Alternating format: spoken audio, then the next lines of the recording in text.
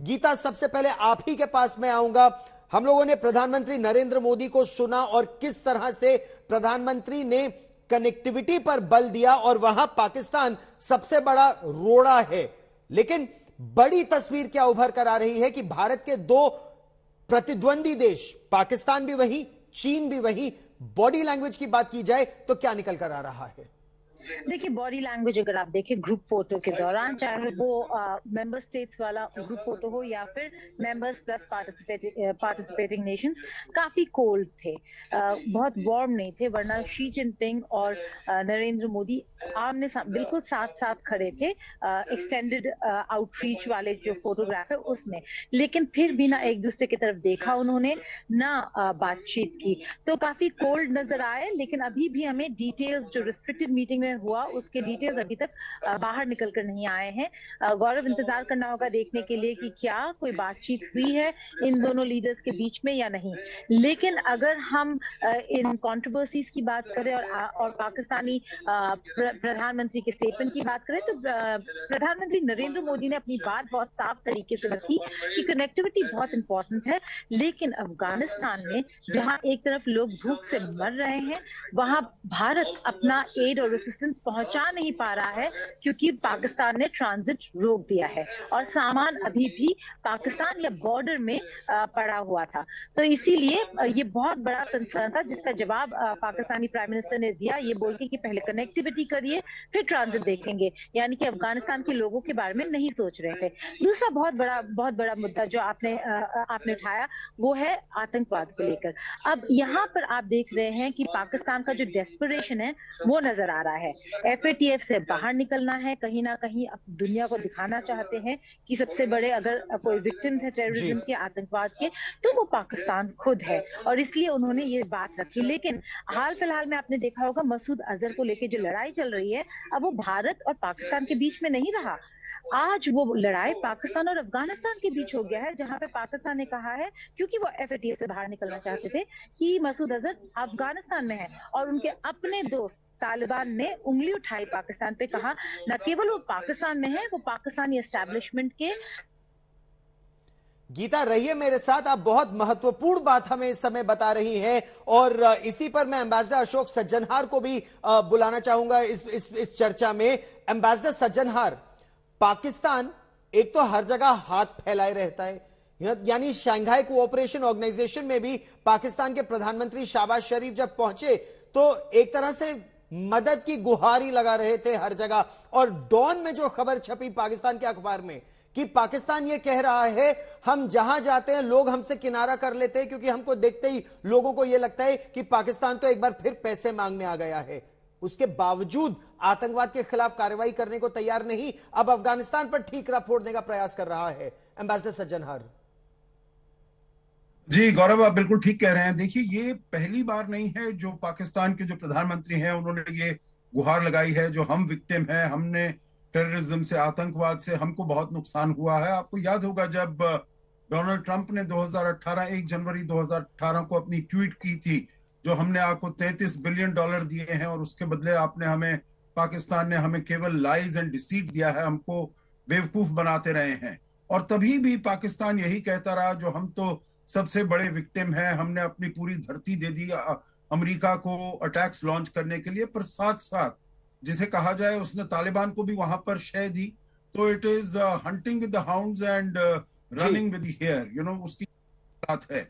और मुझे बिल्कुल भी ताज्जुब नहीं है जो शहबाज शरीफ ये कहेंगे, परंतु जैसे आपने बिल्कुल ठीक कहा गौरव, ये कोई दुनिया इसका विश्वास नहीं करती है। दुनिया को मालूम है, अगर आप देखें यूनाइटेड नेशंस के जो सिक्योरिटी काउंसिल के उसमें आइडेंटिफाइड डेजिग्नेटेड टेररिस्ट हैं, उसमें 50% पर पाकिस्तान के से बिलोंग करते हैं, और ऑर्गेनाइजेशंस जो हैं वो 50% से ऊपर पाकिस्तान में बिलोंग करती हैं। जल दुआ, जिस तरह से हम जमीनी स्थिति देखें, क्या 26/11 का आतंकी हमला हो या पठानकोट या पुलवामा या उरी, आपकी दृष्टि में, और आप क्योंकि एक तरह से chief of integrated defence staff जब आप रहे उस पूरे दौरान, तब से लेकर अब तक, क्या पाकिस्तान ने कोई कदम उठाया है आतंकवाद के खिलाफ?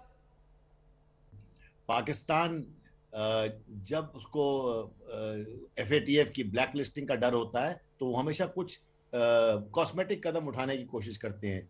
जैसे उन्होंने कहा कि अब एक टेररिस्ट लीडर को हमने जेल में उसको अरेस्ट कर लिया है, और हम भी सब जानते हैं कि उनके वहां पर जो टेररिस्ट लीडर्स हैं और टेररिस्ट ग्रुप्स हैं उनको कितनी छूट है और उनको कितनी सपोर्ट है। लेकिन जो आपने सेंटेंस कहा और जिस पे चर्चा हो रही है कि पाकिस्तान हमेशा दुहार लगाता है कि हम टेरर के विक्टिम्स हैं, वो बिल्कुल ठीक है, टेरर के विक्टिम्स हैं क्योंकि उधर भी टेररिस्ट आ रहे हैं, लेकिन उसका जिम्मेदार कौन है जी? वो जिम्मेदार वो खुद हैं। उन्होंने ही ये चीज शुरू की। अगर भारत अगर टेररिज्म का विक्टिम है, उसके लिए भी जिम्मेदार पाकिस्तान है। पाकिस्तान कदम नहीं उठाना चाहता है, सिर्फ जैसे उन्होंने एक द रेजिस्टेंस फ्रंट लॉन्च किया, वो इसको ये दिखाने के लिए कि ये एक नया फ्रंट है, ये होम ग्रोन टेरर ग्रुप है, और ताकि वो एक ब्लैकलिस्टेड ग्रुप नहीं है, उसको ब्लैकलिस्टिंग करने में UN बॉडीज में टाइम लग जाएगा जी। तो ऐसे पैंतरे पाकिस्तान खेलता रहता है, लेकिन जेन्युइनली कहीं वो अपना ये ऐसे कदम नहीं उठाते हैं जिससे कि वो टेरर को बढ़ावा कम दें।